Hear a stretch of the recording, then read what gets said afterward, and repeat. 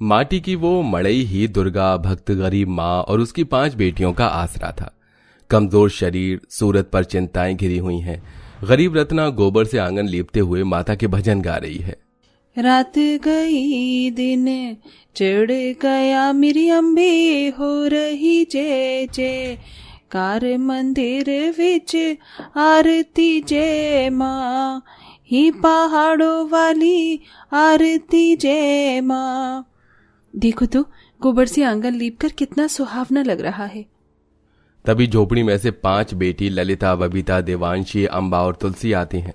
तभी सब में छोटी 3 साल की तुलसी भोलेपन में पूछती है, माँ तुम गोबर से घर क्यों लीप रही हो? क्या आज दीपावली है? नहीं अम्बा बिटिया, कल से माता रानी की नवरात्रि शुरू हो रही है ना, इसलिए मैंने घर लीपा है। तभी अड़ोसी पड़ोसी के सजे धजे पक्के मकान को देखते हुए मायूसी से ललिता ने कहा, देखो माँ, सबके पास तो कितने सुंदर पक्के मकान हैं और कितनी सुंदर तरीके से सजाया भी हुआ है। माता रानी ने हमें क्यों नहीं पक्का घर दिया? हम सब क्यों इस झोपड़ी में रहते हैं?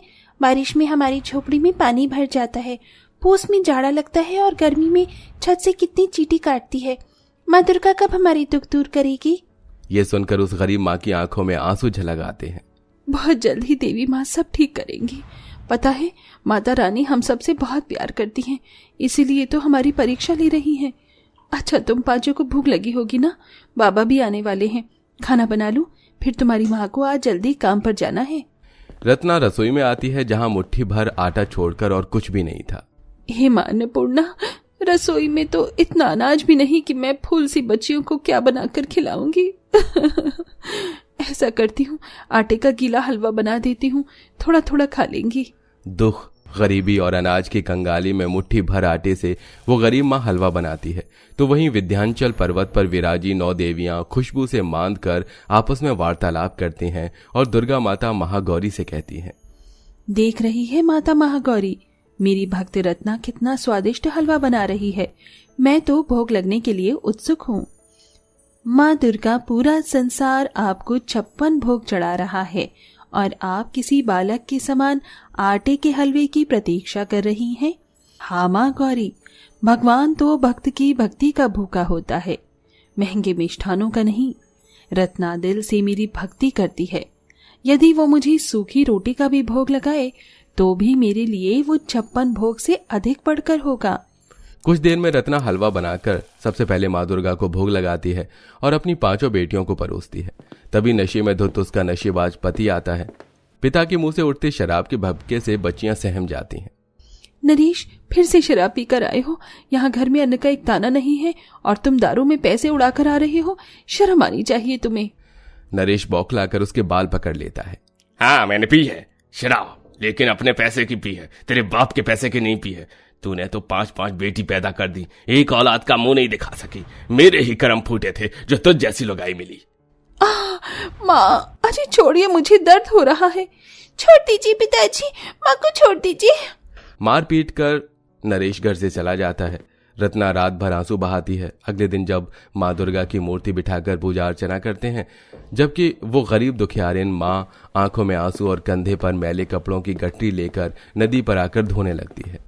जल्दी जल्दी से सारे कपड़े धोकर सुखा लेती हूँ, दोपहर तक सूख जाएगा तो सबके द्वार जाकर दे आऊंगी, और जो पैसे मिलेंगे उसे सांझ का सूरज डूबने से पहले जौ कलश नारियल लाकर कलश स्थापना कर लूंगी। ऐसा कहते हुए रत्ना कपड़े धोती है। तभी एक नन्ही सी बच्ची नदी के पानी में बहती हुई उसके पास आती है। हे मैया, इतनी छोटी मासूम बच्ची को नदी में किस निर्दय ने फेंक दिया? टोकरी से निकालकर रत्ना बच्ची को सीने से सटा लेती है। तभी 3 8-10 साल की लड़कियां आती हैं। उनकी आंखों से झरझर आंसू बह रहे थे, चेहरे एकदम सूखे थे, होठों पर सुर्खी छाई थी, जैसे कई दिनों से कुछ खाया पिया ना हो। ममता भरे लहजे में उसने पूछा, बिटिया, तुम तीनों कौन हो? कहाँ से आई हो? आंटी, मेरा नाम दुर्गा है और ये मेरी बहन है अन्नपूर्णा महागौरी, और ये जो बच्ची आपकी गोद में है ये मेरी चौथी बहन है, इसका नाम चंदा है। तो फिर इसको नदी में किसने फेंका? डरो नहीं, बताओ मुझे। हमारे माता पिता गुजर गए तो गांव वालों ने हमें निकाल दिया, इसलिए हम नदी पार करके इस गांव में आ गई, लेकिन हमारी बहन बहते बहते यहाँ आ गई। अच्छा, तो इस गांव में तुम्हारा कोई सगा संबंधी रिश्तेदार हो रहता होगा? नहीं माँ, हम अनाथों का कोई भी नहीं है।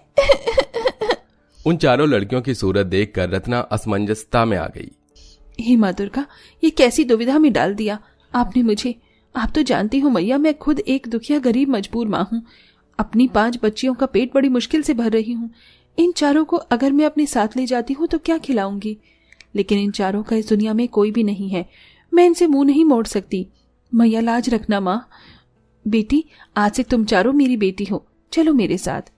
इस तरह नवरात्रि के पहले दिन चारों कन्याएं उस गरीब माँ की झोपड़ी में आती हैं और अब रत्ना 9 लड़कियों की माता बन जाती है। तभी देवांशी ने पूछा, माँ ये चारों कौन है? देवांशी, आज से ये चारों भी तुम्हारी बहनें हैं और मेरी 9 बेटियां हैं। अच्छा बिटिया, मैं बाजार से आती हूँ। सूरज ढलने से पहले माँ दुर्गा की स्थापना करनी है। नवरात्रि व्रत भूखी प्यासी गरीब माँ बाजार निकल जाती है और चारों कन्या मन में बातें करने लगी। बहन गौरी, चंदा, अन्नपूर्णा, तुम सबको ज्ञात है ना कि क्या करना है? हाँ माँ दुर्गा, हमें याद है। दरअसल रत्ना के घर में 4 अनाथ लड़कियों के रूप में साक्षात माँ दुर्गा पधारी थी, जहां माँ गौरी और देवी दुर्गा अपने हाथ घुमाकर पूरा घर आंगन पलक झपकते ही साफ सुथरा कर देती हैं, तो वहीं दुधमुही नन्ही बालिका की आंखों से आग निकालकर चूल्हे को जला देती है और खुद ब खुद भोग का सारा प्रसाद भर जाता है। तो वहीं देवी अन्नपूर्णा अपने दाहिने हाथ को बढ़ाकर अधिकार से कहती हैं, अभी इसी पल ये भंडार घर अनाज से भर जाए। एक ही पल में चमत्कार सा हो जाता है। पूरी रसोई में अनाज से भरपूर भर जाती है। थोड़े समय बाद थके मिजाज में गरीब माँ फल, चुनरी, जौ, नारियल, मिट्टी की मटकी लेके आती है। हे माँ दुर्गा, आपके बरस में कलश स्थापना में बड़ी देर हो गई। जल्दी से प्रसाद बनाना है, मगर भोग कैसे बनाऊंगी? घर में तो राशन ही नहीं है। गरीब माँ बदहालियों पर रोने लगती है। तभी देवी दुर्गा मुस्कुराकर कहती हैं, माँ देखो, हमने सारी सफाई कर दी और प्रसाद भी बन गया। जल्दी से भोग लगा दो। पूरा घर चमचमाता और थाल भरकर प्रसाद देखकर रत्ना ने आश्चर्यचकित होकर कहा, लेकिन घर में तो शेष भर आटा भी नहीं था, फिर ये सब कैसे बना? माँ ये सारी बातें छोड़िए और जल्दी से भोग लगा दीजिए। भोग लग जाने के बाद जैसे ही 5 लड़कियों ने प्रसाद ग्रहण किया तो उनमें भी अनोखी शक्ति भर गई। इस तरह दिन गुजरने लगे, लेकिन उस गरीब माँ के चितवन में एक ही चिंता लगी रहती थी। वो माता रानी के सामने बैठी गुहार लगाती हुई अपनी कंगाली और दुखड़ा सुनाने लगी। मैया, कैसे कैसे करके नवरात्रि के 7 दिन गुजर गए, पता ही नहीं चला। लेकिन माँ, आखिर किस तरह मैं कन्या पूजन करूंगी? मेरे पास तो पैसा भी नहीं है। यहाँ तलक लेकर आई हो मैया, तो आगे भी लाज रखो। इसी तरह 8वां दिन भी बीत गया। उस दिन आधी रात में सब सो रहे थे, तभी दिए की लौ से झोपड़ी में आग लग गई। फिर कहते हैं ना, एक विपत्ति के बाद विपत्तियां आती रहती हैं। उसी के साथ भयंकर तेज तूफानी हवाओं से पूरे घर में आग फैल गई। सब घबरा कर उठ गई। हे माता दुर्गा, ये कैसी परीक्षा ले रही हो माँ? ललिता, बबीता, देवांशी, दुर्गा, गौरी, उठो बेटी, आग लग गई है, आग। तभी झोपड़ी का एक सिरा टूटकर रत्ना पर गिरने वाला था कि अद्भुत चमत्कार हो गया और ललिता का हाथ एकदम कई फीट लंबा हो गया और टुकड़े को रोक लिया। तभी देवांशी के दाहिने हाथ से पानी की धाराएं फूट पड़ी और झोपड़ी की आग बुझ गई। ये चमत्कार देखकर गरीब माँ दुविधा में आ गई। ललिता, देवांशी, तुम दोनों के पास ये शक्तियां कहाँ से आई, बताओ? पता नहीं माँ, हमें खुद ही समझ नहीं आ रहा कि हमारे पास अनोखी शक्ति कहाँ से आ गई। तभी रत्ना चारों लड़कियों के मुख को निहारने लगी और उनके चेहरे पर देवियों के समान चमक थी और वो हाथ जोड़कर आंसुओं से रो पड़ी। हे देवियां, अपना परिचय दीजिए, कौन है आप चारों? तभी एक रोशनी प्रकाशित हुई और रत्ना को अपने 9 बेटियों के रूप में 9 देवियां दिखाई देती हैं। तभी देवी दुर्गा ने कहा, रत्ना, तुम्हारी भक्ति सोने के समान खरी है, इसीलिए हम तुम्हारी परीक्षा लेने आई थी। तुमने इतना दुख भोगने के बाद भी हमारी भक्ति करना नहीं छोड़ा, इसीलिए हम तुम्हें वरदान देती हैं कि तुम जीवन भर 9 देवियों की धन्य माता कहलाओगी और इनके अंदर जीवन देने वाली अनोखी शक्तियां विराजमान रहेंगी। तथास्तु। इतना बोलकर देवी दुर्गा फिर से बच्ची के रूप में बदल गई। नवरात्रि के 9वें दिन रत्ना की 9 जादुई बेटियों ने कन्या पूजन किया और सारी तैयारियां अन्नपूर्णा देवी ने की और उसकी जादुई हाथों के छुअन से खाली भंडार घर अनाज से भर गया। वहीं चंदा और तुलसी के जादुई शक्ति से सारा भोजन पलक झपकते ही बन गया और ललिता के लंबे हाथों से पूरा घर चमक उठा और बाकी बेटियों ने अपनी शक्तियों का सदुपयोग करके अपनी गरीब माँ की झोपड़ी को धन धान्य से भर दिया और इस तरह 9 बेटियों की गरीब माँ की नवरात्रि सफल हुई। हमारी तरफ से आप सभी को नवरात्रि के पावन पर्व की ढेर सारी शुभकामनाएं। वेल प्यारी दर्शकों, क्या आपको पता है कि पूरे नवरात्रि में कौन कौन सी देवी की पूजा होती है? कमेंट बॉक्स में कमेंट करके जरूर बताएं।